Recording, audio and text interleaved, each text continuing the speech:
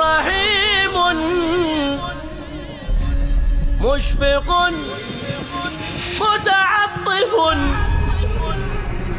لا ينتهي بالحصر ما أعطاه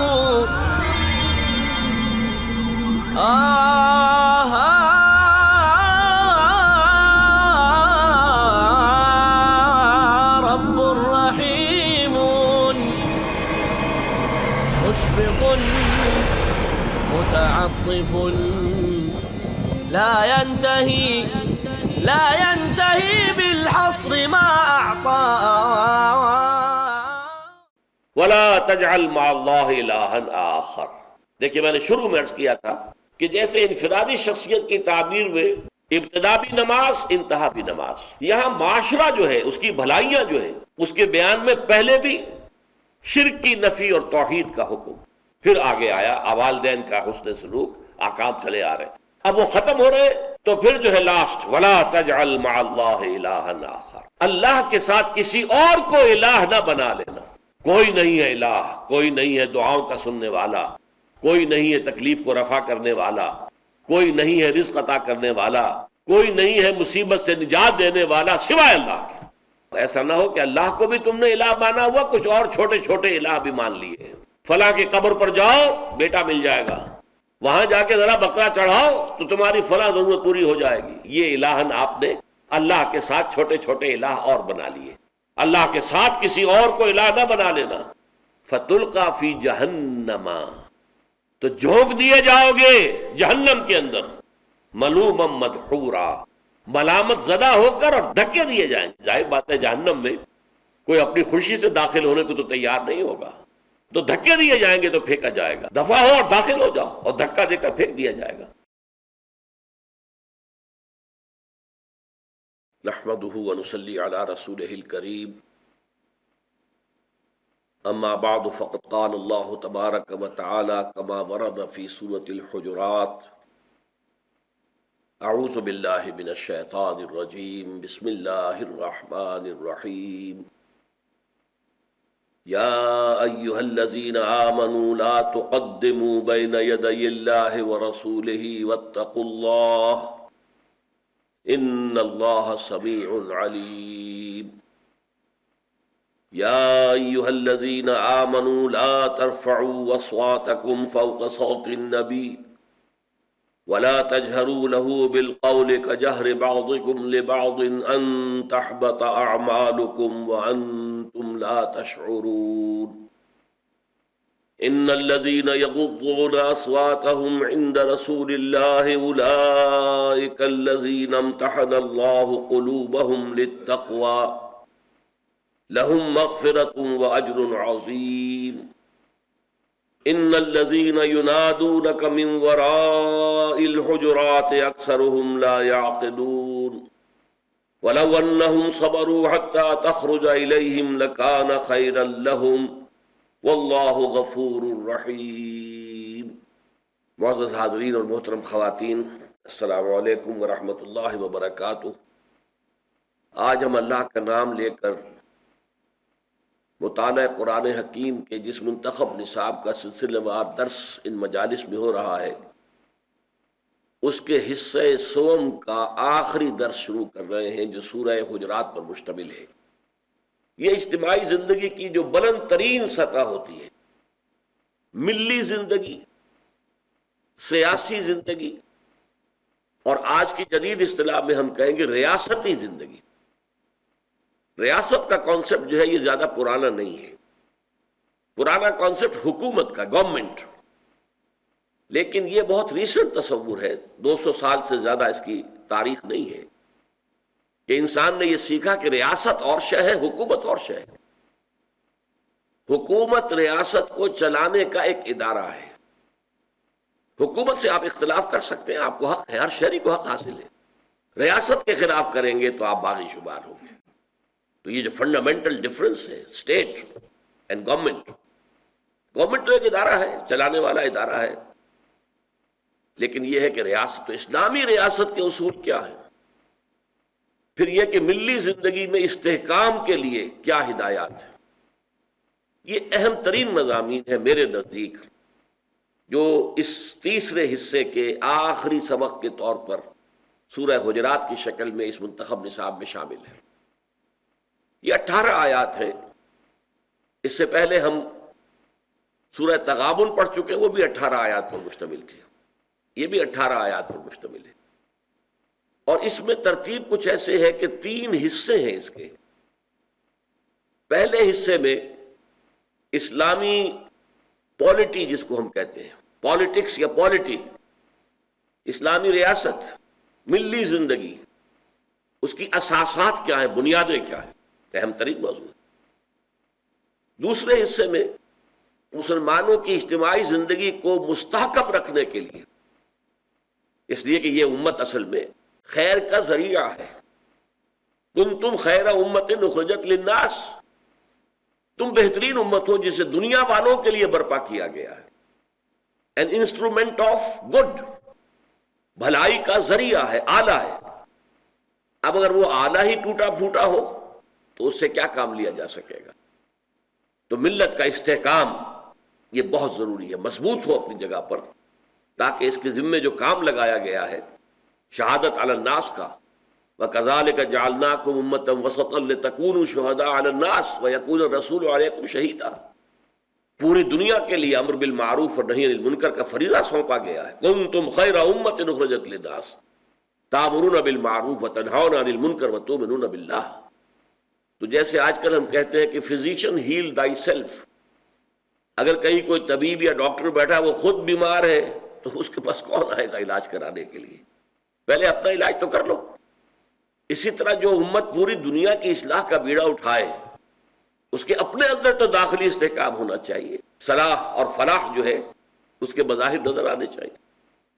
پھر آخری حصے میں ایک بہت ہی بڑی بحث اہم جو ہے وہ یہ ہے کہ اسلامی ریاست ظاہر بات ہے دنیا میں جب قائم ہوگی تو اور ریاستیں بھی تو ہوں گی، دائیں بائیں، شمال جنوباً، تو باقی جو غیر مسلم ریاستیں ہیں، غیر اسلامی ریاستیں ہیں، ان کے ساتھ تعلق کس بنیاد پر ہوگا؟ کوئی تعلق ہے یا نہیں ہے؟ پھر اہم ترین ایشو آیا ہے کہ اسلامی ریاست میں شہریت جو ہے، سٹیزن شپ اور اسلامی معاشرے کی رکنیت، ممبرشپ آف دیٹ سوسائٹی، یہ بیس کرتی ہے اسلام پر، ایمان پر نہیں۔ حالانکہ ایمان اہم تر ہے، اسلام جو ہے وہ تو ایمان کا مظہر ہے، لیکن ایمان وہ شے ہے جو ویریفائی نہیں کیا جا سکتا کہ دل میں ہے یا نہیں ہے۔ لہذا دنیا کا کوئی نظام ایمان کی بنیاد پر قائم نہیں ہوگا۔ دنیا میں جب نظام ہم بنائیں گے تو وہ اسلام کی بنیاد پر قائم ہوگا، شہریت کی بنیاد اسلام ہے۔ تو بہت اہم بات ہے کہ پھر اسلام اور ایمان میں فرق کیا ہے؟ وہ میرے نزدیک اس سورہ مبارکہ کا اہم ترین موضوع ہے۔ اور پھر یہ کہ جنہیں اللہ تعالیٰ اسلام کی دولت سے نواز دے، وہ پھر اگر ایمان حقیقی کی منزل تک پہنچنا چاہے تو انہیں کیا کرنا چاہیے؟ تو یہ ہے مضامین اجمالاً اس سورہ مبارکہ کے۔ اب دیکھیے سب سے پہلا لفظ ہے یا ایھا الذین آمنوا۔ اس کے حوالے سے بھی میں آپ کو چند باتیں بتانا چاہتا ہوں کہ پورے قرآن مجید میں مکی صورتوں میں یا ایھا الذین آمنوا سے خطاب نہیں ہوا۔ 2/3 حصہ قرآن کا مکی ہے، 1/3 ہے مدنی۔ صرف ایک صورت ہے سورہ حج، جس کے بارے میں ایک رائے یہ ہے کہ یہ مکی ہے، ایک رائے یہ ہے کہ مدنی ہے، گویا کہ کنٹروورشیل ہے۔ اس میں تو یا ایھا الذین آمنوا آیا ہے، اور سورہ حجرات کے بعد جو ہمارا درس آئے گا وہ اسی پر مشتمل ہوگا، آخری رکوع سورہ حج کا۔ باقی پورے قرآن میں 3-4 مقامات پر اگرچہ کہا گیا ہے حضور سے خطاب کر کے کہ آپ یہ بات کہہ دیجئے اہل ایمان سے، لیکن کہیں بھی یا ایھا الذین آمنوا سے خطاب نہیں کیا گیا۔ اس کی وجہ کیا ہے؟ یا ایھا الذین آمنوا یہ خطاب کا صیغہ ہے امت مسلمہ سے۔ ہجرت سے قبل تک مسلمان ایک جماعت تو تھے، امت نہیں تھے۔ امت کی حیثیت سے تاج پوشی جو ہوئی ہے امت مسلمہ کی، امت محمد کی صلی اللہ علیہ وسلم، اور اسے امت کا جو مقام دیا گیا ہے وہ ہجرت کے بعد، جس کی علامت تھی تحویل قبلہ، چنانچہ تحویل قبلہ کے ضمن میں وہ آیت آئی وَكَذَلِكَ جَعَلْنَاكُمْ أُمَّةً وَسَطًا لِتَكُونُوا شُهَدَاءَ عَلَى النَّاسِ وَيَكُونَ الرَّسُولُ عَلَيْكُمْ شَهِيدًا۔ آج کے بعد سے تم ایک امت ہو، اس سے پہلے ایک جماعت تو تھے، امت نہیں تھے۔ تو یا ایھا الذین جو آتا ہے در حقیقت یا ایھا الذین آمنوا امت کے لیے۔ اچھا، اور اس میں بھی یہ نوٹ کر لیجئے، امت میں مومنین بھی ہیں اور منافقین بھی ہیں۔ خود آپ کو معلوم ہے مدینے کی جو امت تھی، امت مسلمہ، اس میں کیا تناسب منافقوں کا تھا، تہائی کے قریب تعداد منافقین کی تھی، اس لیے کہ اس کا بھانڈا پھوٹ گیا جب غزوہ احد میں 1000 آدمی حضور کے ساتھ مدینے سے نکلے ہیں، دامن احد میں جا کر ڈیرا ڈالا ہے، پڑاؤ ڈالا ہے، پھر صبح کے وقت صف بندی ہو رہی ہے، اب آمنے سامنے دشمن آ گئے، ادھر سامنے جو ہے قریش کا لشکر ہے اور ادھر مسلمانوں کا۔ این اس وقت 300 آدمی چھوڑ کے چلے گئے میدان سے، عبداللہ ابن ابی کی سرکردگی میں، 1000 میں سے 300، 30% منافقین پہ مشتمل تھے۔ تو امت مسلمہ سے جب خطاب ہوگا یا ایھا الذین آمنوا سے، تو اس میں اہل ایمان بھی شامل ہے، منافق بھی شامل ہے۔ کہیں بھی قرآن مجید میں یا ایھا الذین نافقوا نہیں آیا، اے وہ لوگوں جو منافق ہو گئے، پورے قرآن میں کہیں نہیں ہے۔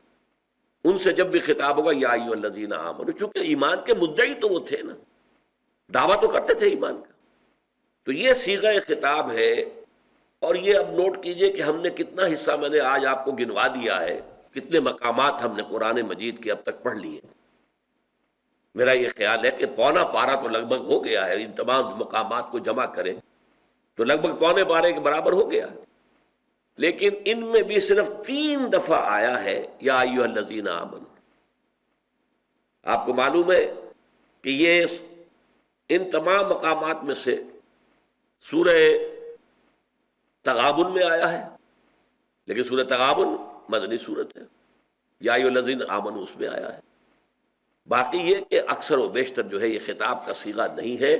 اس صورت میں آپ دیکھیں گے، نوٹ کیجئے کہ 5 مرتبہ 18 آیات اور 5 مرتبہ یا ایھا الذین آمنوا، یا ایھا الذین آمنوا، یا ایھا الذین آمنوا، یا ایھا الذین آمنوا، یہ اتنی مقدار میں یہ خطاب کا صیغہ قرآن مجید میں کسی اور مقام پر نہیں ہے۔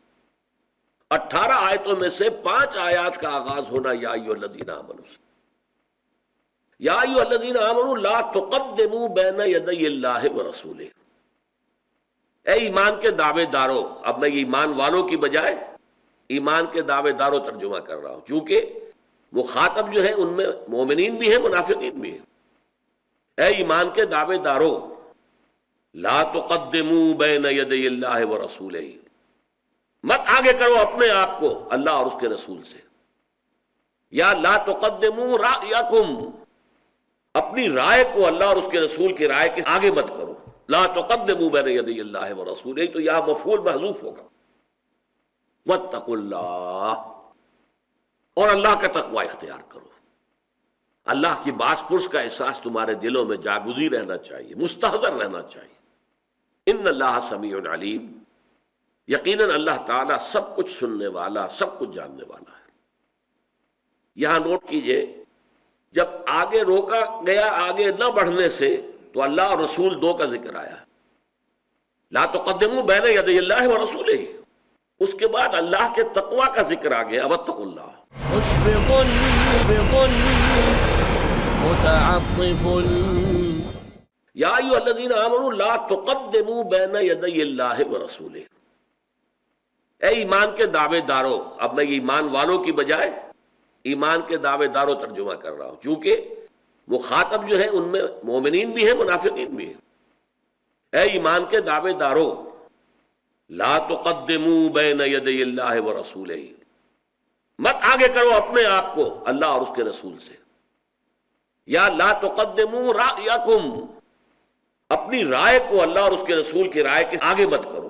لا تقدموا بین یدی اللہ ورسولہ، تو یہاں مفعول محذوف ہوگا۔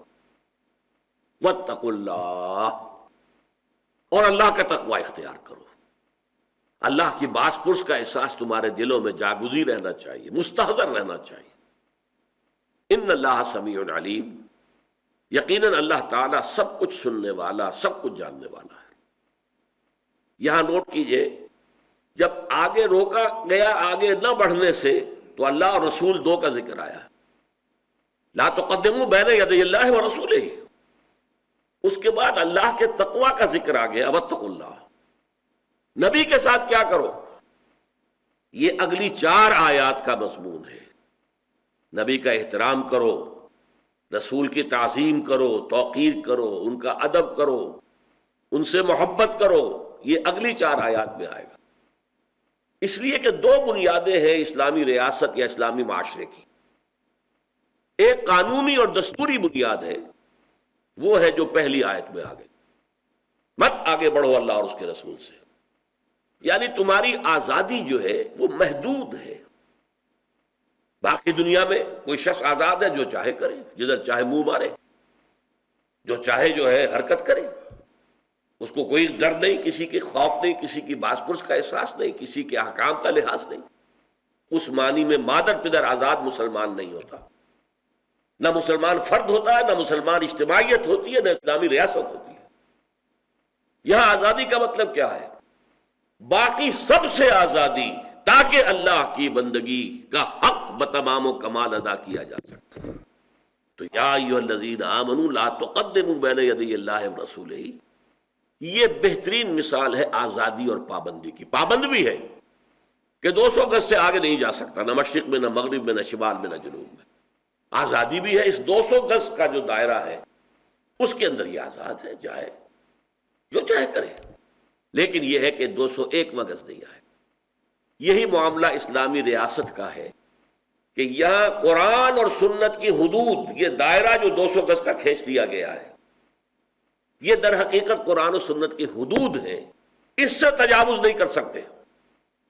مت آگے بڑھو اللہ کے حدود سے. کہیں کہا جاتا لا تقربوا حدود اللہ، اللہ کے حدود کے قریب بچ جاؤ. کہیں آتا لا تعتدوا، اللہ کے حدود سے آگے تجاوز نہ کرو. لیکن اس دائرے میں تم آزاد ہو. اس دائرے میں جو کچھ ہے وہ مباح ہے، وہ حلال ہے.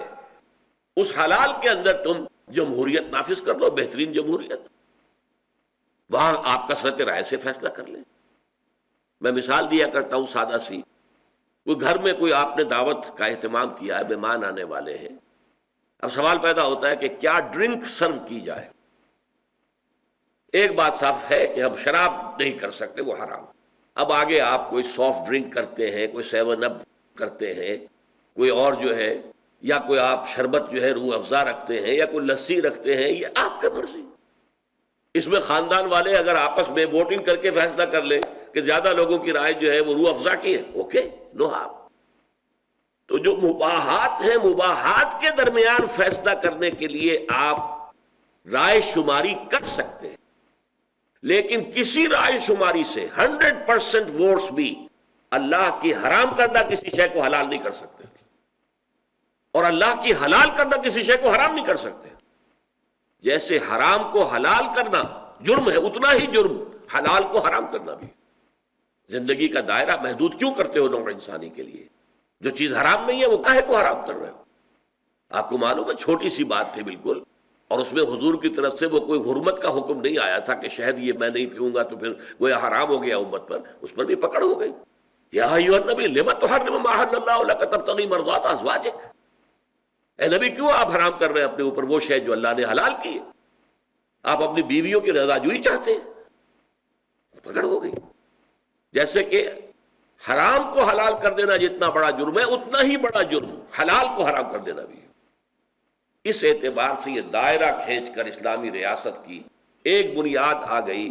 قانونی اور دستوری بنیاد کیا ہے؟ اب اس کو ہم کہیں گے اللہ اور اس کے رسول، اللہ کی کتاب، رسول کی سنت. اللہ کی کتاب اور رسول کی سنت سے تجاوز نہیں ہو سکتا. اسی طرح ایک مرتبہ یہاں کونسلیٹ جو ہے امریکن، اس کونسلیٹ کے یہاں ایک پولیٹیکل سیکریٹری تھے مسٹر کول، وہ میرے پاس آئے. انہوں نے کہا یہ آپ خلافت کی بات کرتے ہیں، مجھے ذرا سمجھائیے خلافت سے آپ کی مراد کیا ہے. میں نے کہا ویسے تو یہ مضمون بڑا لمبا ہو جائے گا، میں آپ سے کہتا ہوں take your American constitution, add 3 things to it, only 3, and it will become the best خلافہ of today. بہترین خلافت بن جائے گی، اس لیے کہ میں باقی اعتبارات سے امریکہ کے دستور کو بہترین سمجھتا ہوں۔ سوشل ایوولوشن جو ہے، پولیٹیکل ایوولوشن، اس کی ہائیسٹ لیول پر امریکن کانسٹیٹیوشن ہے، اور یہ جو نظام ان کا صدارتی، یہ خلافت کے نظام سے قریب ترین ہے۔ یہ نہیں ہے کہ ہیڈ آف دی اسٹیٹ اور ہے اور ہیڈ آف دی گورنمنٹ اور ہے، پھر ان کے درمیان ٹکراؤ ہو رہا ہے، پھر 58(2)(b) کا معاملہ آ جائے گا۔ یہ نہیں، کچھ بھی نہیں، ایک ہے، توحید ہے، اختیارات کی توحید۔ صدر ہیڈ آف دی اسٹیٹ بھی ہے اور وہ ہیڈ آف دی گورنمنٹ بھی ہے۔ تو میں نے کہا 3 چیزیں ایڈ کر دیجئے۔ نمبر 1 لکھیے، اس ملک میں sovereignty belongs to God, not to the people. Number 2، no legislation will be done at any level. میں لیول اس لیے کہا، فیڈرل لیول ہے، اسٹیٹ لیول ہے، کاؤنٹی لیول ہے، at any level which is repugnant to the book of God and the tradition of his messenger. Number 3, non-Muslims here will be protected minority. They will not be equal citizens of the state. یہاں قانون بننا ہے کتاب و سنت پر مبنی، اور وہ نہ کتاب کو مانے، نہ سنت کو مانے، نہ رسول کو مانے، تو کیسے ایسوسیٹ کر لیے جائیں گے؟ They will be protected minority.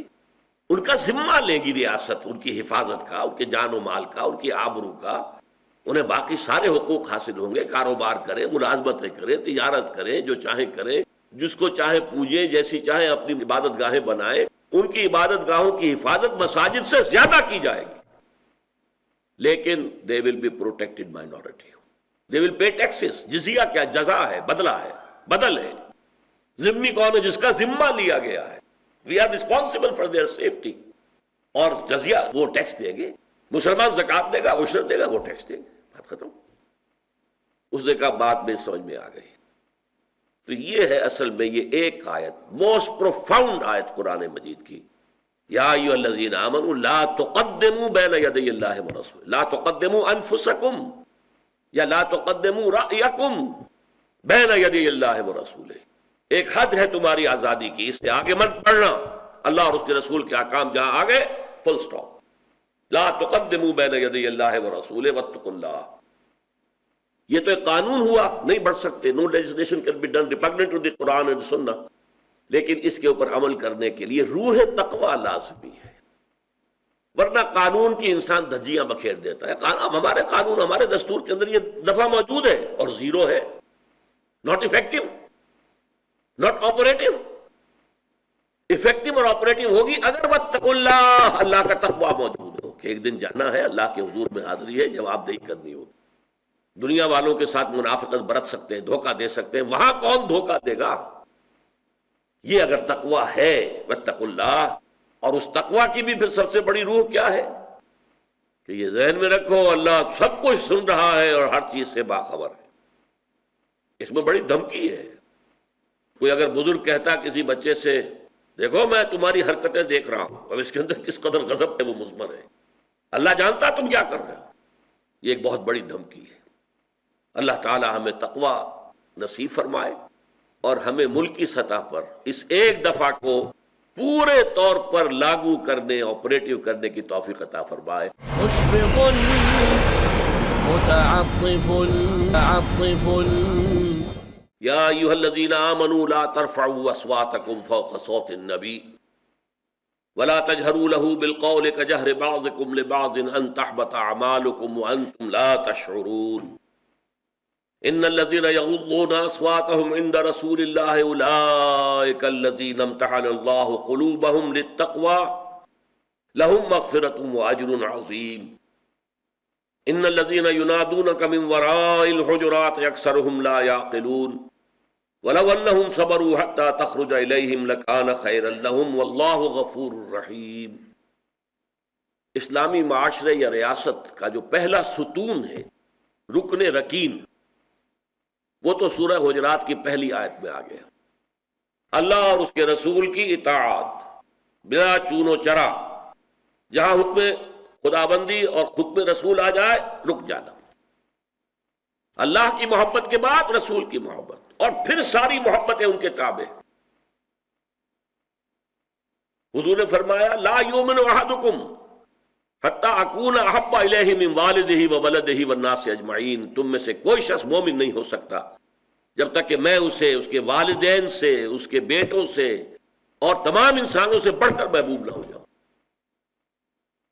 اور قرآن مجید میں آپ کو معلوم ہے آیت نمبر 24 سورہ توبہ کی، وہاں تو بہت زبردست دھمکی آئی ہے، قُلْ إِنْ كَانَ آبَاؤُكُمْ وَأَبْنَاؤُكُمْ وَإِخْوَانُكُمْ وَأَزْوَاجُكُمْ وَعَشِيرَتُكُمْ وَأَمْوَالٌ اقْتَرَفْتُمُوهَا وَتِجَارَةٌ تَخْشَوْنَ كَسَادَهَا وَمَسَاكِنُ تَرْضَوْنَهَا أَحَبَّ إِلَيْكُم مِّنَ اللَّهِ وَرَسُولِهِ وَجِهَادٍ فِي سَبِيلِهِ فَتَرَبَّصُوا حَتَّىٰ يَأْتِيَ اللَّهُ بِأَمْرِهِ وَاللَّهُ لَا يَهْدِي الْقَوْمَ الْفَاسِقِينَ۔ اے نبی ان سے کہہ دیجئے دیکھو سن رکھو، اگر تمہیں اپنے باپ، اپنے بیٹے، اپنی بیویاں، اپنے رشتہ دار، اپنے بھائی، اور وہ مال جو تم نے بڑی محنت سے جمع کیے ہیں، اور وہ کاروبار جن میں کساد کا، مندے کا خوف رہتا ہے، اور وہ حویلیاں اور کوٹیاں اور محل جو تم نے بنائے ہیں بہت محبوب ہیں، اگر یہ 8 چیزیں محبوب تر ہیں اللہ سے اور اس کے رسول سے اور اللہ کی راہ میں جہاد کرنے سے، تو جاؤ دفع ہو جاؤ، ادھر بیٹھو یہاں تک کہ اللہ اپنا فیصلہ سنا دے، اور اللہ ایسے ناہنجاروں کو ہدایت نہیں دیتا۔ تو یہ ہے در حقیقت دوسری شخصیت مسلمانوں کو جذباتی طور پر ایک دوسرے قریب لانے کی۔ یہ جو سورہ حجرات ہے یہ مصحف میں سورہ فتح کے فوراً بعد ہے۔ سورہ فتح سے در حقیقت عرب میں اسلام کی فتوحات کا دائرہ شروع ہو گیا تھا۔ سورہ حدیبیہ کو بھی اللہ تعالیٰ نے فرمایا یہ بہت بڑی فتح ہے جو ہم نے تمہیں دی ہے، انا فتحنا لک فتحا مبینا۔ اگلے سال خیبر فتح ہو گیا جو سب سے بڑا گڑھ بن گیا تھا یہودیوں کا حجاز کے شمالی سرے پر۔ اگلے سال مکہ فتح ہو گیا، تو فتوحات کا دور شروع ہو چکا تھا۔ جب فتوحات کا دور شروع ہو گیا تو ظاہر بات ہے اب بہت سے لوگ یدخلون فی دین اللہ افواجا، چڑھتے سورج کو تو سبھی پجاری ہوتے ہیں۔ اب اسلام کا وہ دور جو تھا غریبی کا اور اسلام کمزور تھا، ضعیف تھا، وہ دور ختم ہوا، تو وہ چڑھتے سورج کے پجاریوں کی بڑی تعداد اسلام میں داخل ہو گئی۔ لیکن ایک تو یہ ان کی 2-3 چیزیں بڑی نمایاں تھیں۔ ایک تو وہ آ کر حضور پر احسان دھرتے تھے، دیکھیے ہم بغیر لڑے بھڑے اسلام لے آئے ہیں، ہم تو ایمان لے آئے ہیں۔ نمبر 2 اکھڑ تھے، جو مزاج عرب کا ہے اکھڑ، ادب اور احترام یہ ان کی لغت ہی میں نہیں تھی، بہت اکھڑ مزاج، قومن لدہ قرآن مجید نے کہا، جھگڑالو کو، بڑی اکھڑ قوم۔ لہذا وہ حضور کے اس مقام کو نہیں پہچان پا رہے تھے، بس مان لیا آپ اللہ کے رسول ہیں، ہم نے مان لیا جی بس، اور کیا۔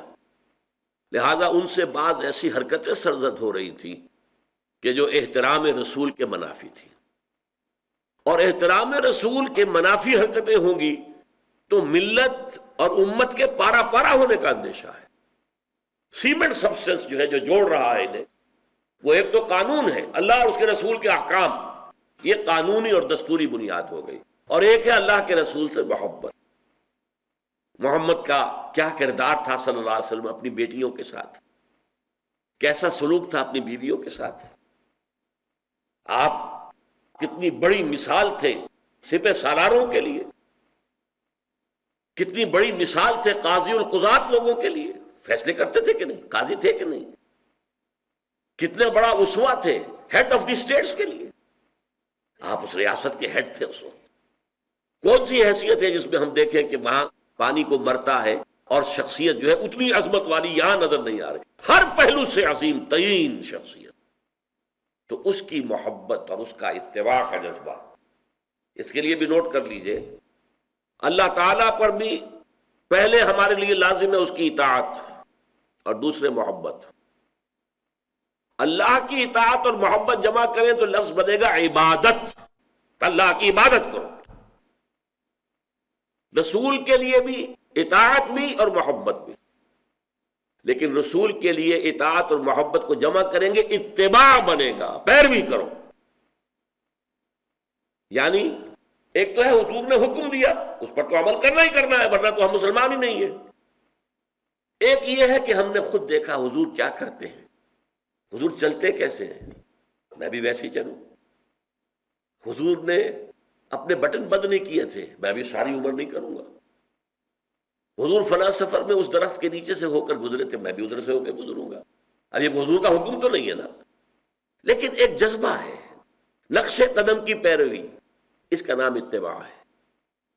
تو جب اطاعت کے ساتھ محبت رسول کی شامل ہو جائے گی تو اس کا نام اتباع ہوگا۔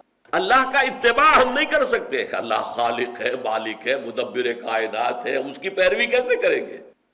ہاں، رسول کا اتباع جو ہے، قل ان کنتم تحبون اللہ فاتبعونی یحببکم اللہ، اے نبی سے کہہ دیجئے اگر تم اللہ سے محبت کرتے تو میرا اتباع کرو، اللہ تم سے محبت کرے گا۔ تو اللہ کے لیے اطاعت جمع محبت مساوی ہے عبادت کے، اور رسول کے لیے اطاعت جمع محبت مساوی ہے اتباع کے۔ اب اس روشنی میں ان آیات کو پڑھیے، یا ایھا الذین آمنوا لا ترفعوا اصواتکم فوق صوت النبی، اہل ایمان اپنی آوازوں کو نبی کی آواز سے بلند نہ کرنا، ولا تجہروا لہ بالقول، اور نہ گفتگو کرتے ہوئے ان کے ساتھ بلند آوازی اختیار کرنا، کجہر بعضکم لبعض، جیسے کہ تم ایک دوسرے کے لیے بلند آوازی اختیار کر لیتے ہو، ان تحبط اعمالکم، مبادا تمہارے سارے اعمال حبط ہو جائیں، وانتم لا تشعرون، اور تمہیں اندازہ بھی نہ ہو۔ دیکھیے، ہم ایک دوسرے سے گفتگو کرتے ہوئے کسی وقت ایسا ہوتا ہے کہ میں ذرا زور سے بات کرتا ہوں، ہو سکتا ہے جواباً وہ مجھ سے بھی زیادہ زور سے بات کرے، آپس میں ہمارا ایسا معاملہ اگر ہو تو کوئی بات نہیں، لیکن نبی کے ساتھ اگر یہ کیا تو نتیجہ کیا ہوگا؟ کس قدر سخت، سارے اعمال حبط ہو جائیں گے، ساری نمازیں جو تم نے پڑھی، سارے روزے جو تم نے رکھے، سارا صدقہ خراج جو تم نے، سب ضائع، زیرو۔ ایک زیرو سے ضرب کھا کر بہت بڑا زیرو، آپ کو معلوم ہے بڑی سی بڑی رقم ہو، زیرو سے ضرب کھائے گی زیرو ہو جائے گی۔ تو یہ سوء ادب اتنی بڑی شے ہے، کہیں کوئی کلمہ گستاخی کا، بے ادبی کا نہ نکل جائے، اور اس کا خطرہ کیا ہے؟ ان تحبط اعمالکم وانتم لا تشعرون، تمہیں پتہ بھی نہیں لگے گا، تم نے کوئی گناہ کبیرہ تو نہیں کیا، تم نے کوئی زنا نہیں کیا، تم نے کوئی چوری نہیں کی، تم نے کوئی ڈاکہ نہیں ڈالا، تو کیا ہوا؟ میرے اعمال کیسے ضائع ہو جائیں گے؟ لیکن یہ محمد کی جناب میں گستاخی صلی اللہ علیہ وسلم، اور ہم سر جیسے ایک دوسرے کے ساتھ بلند آواز سے باتیں کر لیتے ہیں، ایسے ہی بلند آواز سے حضور سے گفتگو کر لینا، یا کبھی آ کر جذبات میں حضور کی آواز سے بھی اپنی آواز اونچی کر دینا، یہ تمہارے سارے نیک اعمال کو ضائع کرنے کا ذریعہ بن جائے گا۔ ان الذین، اب دیکھیے، جس کو ایک نہیں کے انداز میں بیان کیا تھا، اب اس کو ایک پازیٹیو انداز میں بیان کیا۔ ان الذین یغضون اصواتهم عند رسول اللہ، یقیناً وہ لوگ جو اپنی آوازوں کو پست رکھتے ہیں اللہ کے رسول کے سامنے، اولئک الذین امتحن اللہ قلوبہم للتقوی، یہ ہیں وہ لوگ کہ جن کے دلوں کو اللہ نے جانچ پرکھ کر تقوی کے لیے چن لیا ہے۔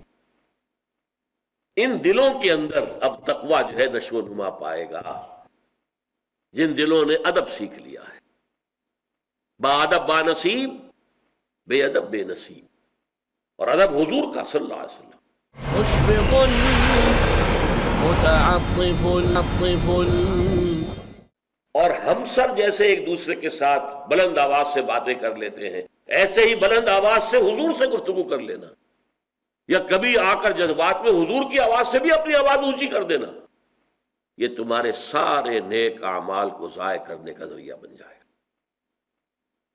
ان الذین، اب دیکھیے، جس کو ایک نہیں کے انداز میں بیان کیا تھا، اب اس کو ایک پازیٹیو انداز میں بیان کیا۔ ان الذین یغضون اصواتهم عند رسول اللہ، یقیناً وہ لوگ جو اپنی آوازوں کو پست رکھتے ہیں اللہ کے رسول کے سامنے، اولئک الذین امتحن اللہ قلوبہم للتقوی، یہ ہیں وہ لوگ کہ جن کے دلوں کو اللہ نے جانچ پرکھ کر تقوی کے لیے چن لیا ہے۔ ان دلوں کے اندر اب تقوی جو ہے نشو و نما پائے گا، جن دلوں نے ادب سیکھ لیا ہے، با ادب با نصیب، بے ادب بے نصیب، اور ادب حضور کا صلی اللہ علیہ وسلم۔ ایک ادب والدین کا بھی ہے، ایک ادب اساتذہ کا بھی ہے، لیکن حضور کا۔ ان الذین یغضون اصواتهم عند رسول اللہ، اور یہ معاملہ ہوتا تھا صحابہ کرام کا، گردن جھکائے بیٹھے ہیں، بڑی پست آواز میں گفتگو کر رہے ہیں. حضور سوال کرتے ہیں تو یہ نہیں جیسے چلبلے قسم کے شاگرد ہوتے ہیں، اپنے استادوں کو بھی پڑھانے کی کوشش کرتے ہیں، جھٹپٹ کا یہ تاکہ معلوم ہو جائے میں کتنا ذہین ہوں. نہیں، حضور کے جناب میں صحابہ کا طرز عمل کیا ہوتا تھا؟ حضور نے کوئی سوال کیا، اللہ و رسولہ عالم، اللہ اور اس کا رسول بہتر جانتے ہیں، زیادہ جانتے ہیں، ہم تو آپ سے جاننا چاہتے ہیں. حضور نے فرمایا تدرون من المفلس، تم جانتے ہو مفلس کون ہوتا ہے؟ عرض کیا اللہ و رسولہ عالم. دوبارہ پوچھا، تب اب تعمیل حکم میں فرمایا المفلس عندنا من لا درہم لہ ولا دینارا. ہم مفلس اس شخص کو سمجھتے ہیں کہ جس کے پاس درہم و دینار نہیں ہے، روپیہ پیسہ نہیں ہے ہماری زبان میں. فرمایا نہیں، میرے امت کا مفلس وہ ہوگا جو بہت سی نمازوں کی گٹھڑی لے کر آئے گا، روزوں کی گٹھڑی لے کر آئے گا، حج ہوں گے، عمرے ہوں گے، لیکن لوگوں کے حقوق پر دستدرازی کی ہوگی. اکلا مال ھذا، فلاں شخص کا مال کھا گیا تھا، ہڑپ کر گیا تھا، غبن کر گیا تھا، بہنوں کے حصے کی وراثت نہیں دی تھی، سب ہڑپ کر گیا. شتم ھذا، فلاں کو گالی دے دی تھی، فلاں پر تہمت لگا دی تھی. اور وہ سارے دعوے دار آ جائیں گے. اللہ تعالیٰ کہے گا اچھا بھائی اس کی نمازیں تم لے جاؤ، اس کے روزے تم لے جاؤ بھائی، اور ابھی مدعی موجود رہیں گے. پھر اللہ فرمائے گا اچھا تمہارے گناہ اس کے کھاتے میں ڈال دیتے ہیں، لا تمہارے گناہ اس کے کھاتے میں ڈال دیتے ہیں. اور وہ لوگوں کے گناہوں تلے دب کر جہنم میں جھونک دیا جائے گا. یہ ہے مفلس. حضور کی امت کا مفلس وہ ہے. تو انداز میں بتا رہا تھا کہ صحابہ کرام کا یہ ہوتا تھا کہ سوال کیا ہے تو پہلے تو عرض کرتے تھے اللہ و رسول عالم، پھر بہت ہی ادب کے ساتھ جواب دیا. تو ان الذین یغضون اصواتهم عند رسول اللہ اولئک الذین امتحن اللہ قلوبهم للتقوی. امتحان کسے کہتے ہیں؟ 5ویں جماعت کا امتحان پاس کر لیا، اب 6ٹھی میں چلے گئے، 6ٹھی کا پاس کیا 7ویں میں چلے گئے، درجہ بدرجہ آگے جاتے ہیں نا. تو اللہ نے ایسے لوگوں کے دلوں کا امتحان لے کر ان کے درجے کو بلند کر دیا ہے کہ اب ان دلوں کے اندر تقوی کی فصل جو ہے وہ اگے گی، اور اس کے اندر اصل تقوی جو ہے اللہ کا پیدا ہوگا. امتحن اللہ قلوبهم للتقوی لہم مغفرۃ واجر عظیم. ان کے لیے مغفرت بھی ہے اور بہت بڑا اجر ہے. اسی طرح کا ایک معاملہ کیا ہوتا تھا، ان الذین ینادونک من وراء الحجرات. یہ میں آپ کو بتا چکا ہوں، یہ بدو لوگ جو تھے باہر سے آتے تھے، اب نہ تہذیب، نہ کلچر، نہ ادب، اکھڑ قوم، حضور کے حجرات کے باہر کھڑے ہو کر یا محمد اخرج علینا، اے محمد نکلیے باہر آئیے، ہم ملاقات کے لیے آئے ہیں. بے ادبی، سوء ادب. حضور کے اپنے پروگرام ہوتے تھے، معمولات ہوتے تھے، اس کے اندر دخل دینا. ظہر کے بعد ایک استراحت ہے، قیلولہ جو ہے یہ عرب کی، اب اس وقت جو ہے آواز دے رہے کھڑے ہوئے، یہ اس پر اب گرفت کی گئی. ان الذین ینادونک من وراء الحجرات. اب اسی سے اس سورت کا نام بنا حجرات. حجرہ اصل میں تو یہ مسجد نبوی کے ساتھ حجرے تھے، جن میں یہ حجرہ عائشہ ہے، یہ حجرہ فلاں ہے، یہ حجرہ حفصہ ہے. حجرات تھے، چھوٹے چھوٹے سی کوٹھڑیاں. یعنی کوٹھڑیوں کا سائز بھی کیا کہ حضرت عائشہ کے حجرے میں جب حضور رات کی نماز پڑھتے تھے تو اتنی جگہ نہیں ہوتی تھی کہ آپ سجدہ کر سکیں. تو حضرت عائشہ کی ٹانگیں آگے ہیں اور حضور یہاں کھڑے ہوئے سجدہ کرنا چاہتے ہیں، تو آپ پہلے اپنے دست مبارک سے آپ کی حضرت عائشہ کی ٹانگیں وہاں سے ہٹاتے تھے، پھر سجدہ کرتے تھے. یہ بڑے بڑے بیڈ روم جو ہم بناتے ہیں کوئی تصور نہیں. حجرات، کوٹھڑیاں. ان الذین ینادونک من وراء الحجرات. بے شک وہ لوگ جو پکارتے ہیں آپ کو، ندا دیتے ہیں حجرات کے پیچھے سے. اکثرہم لا یعقلون. ان کی اکثریت جو ہے وہ ناسمجھ لوگوں پر مشتمل ہے، ان گھڑ لوگ ہیں، یہ غیر مہذب ہیں، غیر شائستہ ہیں، اکڑ ہیں، عقل سے کام نہیں لیتے. وَلَوْ أَنَّهُمْ صَبَرُوا حَتَّى تَخْرُجَ إِلَيْهِمْ. اگر وہ انتظار کرتے، صبر کرتے یہاں تک کہ آپ خود نکل کر آتے ان کے سامنے. ٹھیک ہے بھئی عصر کے وقت آئیں گے حضور صلی اللہ علیہ وسلم، عصر سے مغرب تک یہاں نشست ہوگی، آپ بات کہہ دیجئے جو آپ کو کہنی ہے. نہیں، ہم حاضر ہوئے ہیں، ہم ایمان لائے ہیں، بغیر لڑے بڑے ایمان لائے ہیں، ہمارا احترام کیا جانا چاہیے، ہم یہاں بیٹھ کے انتظار نہیں کر سکتے. نہیں، وَلَوْ أَنَّهُمْ صَبَرُوا، اگر انہوں نے صبر کیا ہوتا حَتَّى تَخْرُجَ إِلَيْهِمْ. اور یہ معاملہ پھر سورہ نساء میں آپ دیکھیں گے، یہ ہماری عام معاشرت کا بھی اصول بنایا گیا ہے. آپ نے اگر کسی شخص سے ٹائم لیا ہے کہ فلاں ٹائم آپ، اس نے کہا آپ آ جائیے، اس وقت تو آپ کا حق ہے کہ آپ جائیں تو وہ آپ کو ریسیو کرے. لیکن آپ اچانک چلے گئے اچھے، نہ آپ نے کوئی وقت طے کیا ہے، نہ کوئی وعدہ آپ سے ان کا ہے، اس وقت جو ہے اگر آپ جائیں گے تو پورا حق ہے صاحب مکان کو کہ وہ کہہ دے میں اس وقت نہیں مل سکتا. وَإِذْ قِيلَ لَكُمُ ارْجِعُوا فَارْجِعُوا، اگر یہ کہا جائے لوٹ جاؤ تو لوٹ جاؤ. غصے کا تمہیں حق حاصل نہیں ہے، تم نے کوئی ٹائم نہیں لیا تھا. اس کی مصروفیت ہے، اس کا کوئی اپنا معمولات ہے، وہ ان کو توڑنے کو تیار نہیں ہے. یہ بھی ہمیں آداب سکھائے گئے ہیں، یعنی یہ تو حضور کا ادب آ رہا ہے. عام مسلمان بھی آپس میں ایک دوسرے کی پرائیویسی جو ہے اس کو رسپیکٹ کریں. یہ اس کا اپنا ایک ٹائم ہے، اپنے گھر کے اندر اپنے بال بچوں میں گزارنے کا وقت ہے. میں مسلط نہیں ہو سکتا اس پر، انلیس یہ کہ آپ نے پہلے سے اپوائنٹمنٹ لی ہے، آپ نے وقت لیا ہوا طے ہے. ہاں اس صورت میں وہ پابند ہے کہ آپ سے بات کریں. تو ان الذین ینادونک من وراء الحجرات اکثرهم لا یعقلون ولو انہم صبروا حتی تخرج الیہم، اگر انہوں نے انتظار کیا ہوتا، صبر کرتے یہاں تک کہ آپ خود برآمد ہوتے اپنے حجرے سے اور ان کی طرف تشریف لاتے، لکان خیرا لہم، یہ ان کے لیے بہت بہتر ہوتا. واللہ غفور رحیم، اور اللہ غفور اور رحیم ہے. یہ کیوں آئے دو صفات؟ کہ اصل میں ان میں بہت سے لوگ ایسے بھی ہیں کہ جن کی نیت میں ڈس ریسپیکٹ نہیں ہے، وہ تو عادت ہے ان کی. خاص حضور کی توہین مقصود نہیں ہے، بلکہ وہ اپنی عادت سے مجبور ہے. جیسے ایک بڑا پیارا شعر ہے فارسی کا، نیش اقرب نہ از پے کین است، اقتضائے طبیعت تشعین است. یہ جو بچھو ڈنک مارتا ہے تو آپ سے وہ دشمنی تو اس کی نہیں ہے، وہ دشمنی نکالنے کے لیے ڈنک نہیں مار رہا، یہ اس کی طبیعت کا تقاضا ہے، اس کی فطرت میں یہ ہے کہ وہ ڈنک مارے گا. اسی طریقے سے یہ انگھڑ لوگ، غیر مہذب لوگ، یہ اجڑ لوگ، یہ جو کچھ کر رہے ہیں وہ اپنی عادت کے ہاتھوں مجبور ہو کر کر رہے ہیں. اس میں کوئی ولفل ڈس رسپیکٹ حضور کے لیے، رسول کے لیے کوئی شعوری طور پر بالارادہ کوئی آپ کی توہین پیش نظر نہیں ہے. لہذا واللہ غفور رحیم، اللہ تعالیٰ نے اعلان فرما دیا اللہ غفور ہے، بخشنے والا ہے، معاف فرمانے والا ہے، رحیم ہے، رحم کرنے والا ہے. تاہم آئندہ کے لیے یہ سبق سیکھ لو کہ حضور کے ساتھ کوئی بھی ایسی حرکت نہ ہو جس سے کہ کوئی بھی گستاخی کی بو آتی ہو، جس کے اندر گستاخی کا امکان پایا جاتا ہو. اس سے بچو. کیوں؟ وہ سمجھ لیجئے جو فلسفہ ہے اس کا وہ کیا ہے کہ ایک پلر ہے قانونی دستوری، لا تقدموا بین یدی اللہ ورسولہ، حیات ملی مسلمانوں کی اور حیات ریاستی، اس کا ایک پلر قانونی اور دستوری ہے، اور ایک پلر جذباتی ہے جس پر کہ ہماری ثقافت اور تہذیب کا دار و مدار ہے، جس سے ہماری ثقافت میں تسلسل پیدا ہوتا ہے، جس سے ہماری ثقافت میں ہم آہنگی پیدا ہوتی ہے. مشرق بعید کا آدمی اور مغرب بعید کا آدمی آتے نظر، یہ مسلمان ہے، یہ محمد کے پیروکار ہیں، ان کے اندر داڑھی رکھی ہوئی ہے، داڑھی علامت ہے، معلوم ہو جاتا ہے کہ یہ محمد کے پیروکار ہیں، محمد پر ایمان رکھنے والے ہیں.